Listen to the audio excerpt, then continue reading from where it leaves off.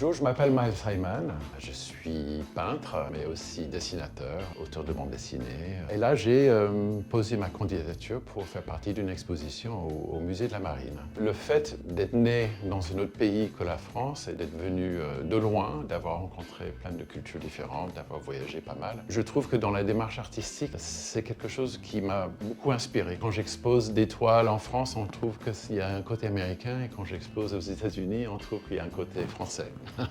Ce qui est très bien, ça veut dire qu'en tant qu'artiste déjà, on est un peu expatrié permanent. On est toujours en train d'amener des choses d'ailleurs, puisque notre expérience d'artiste, mais aussi d'être humain, puise une inspiration beaucoup plus diverse dans différentes cultures. Exposé au Salon de la Marine, j'étais très intrigué par cette démarche. Je me suis dit, c'était une très belle occasion de sortir un peu des habitudes et de découvrir un nouveau lieu, un nouveau public et se mettre en danger. L'idée de devenir peintre de la marine est la raison pour laquelle j'ai posé ma candidature.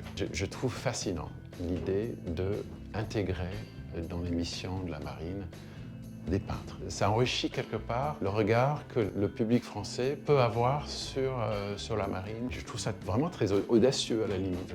Je trouve ça très très bien que la France songe à maintenir cette tradition graphique. Le thème de l'exposition de cette année étant l'art et le combat. Le combat ne fait pas partie naturellement du vocabulaire que j'utilise couramment dans mes œuvres, mais j'aime bien ça. C'est toujours bien, c'est toujours quelque chose qui nous oblige, nous artistes, à élargir notre regard, à tester des nouvelles choses, à faire des découvertes. Il n'y a rien de pire pour un artiste de rester dans l'acquis, dans le connu.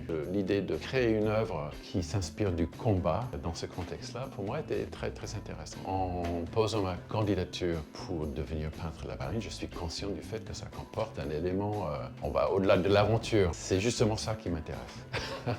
C'est justement l'idée que l'art puisse être l'outil qui amène l'artiste de confronter des situations inhabituelles, surprenantes, voire dangereuses, et d'être confronté à des situations qui peuvent, par la puissance de l'expérience, inspirer des œuvres puissant. Je cherche surtout à éviter le décoratif et le convenu. J'aimerais que mes œuvres interpellent, surprennent. L'idée de quels seraient mes projets si jamais j'étais retenu en tant que peintre de la marine, encore une fois pour moi, je n'ai pas envie de faire une croisière.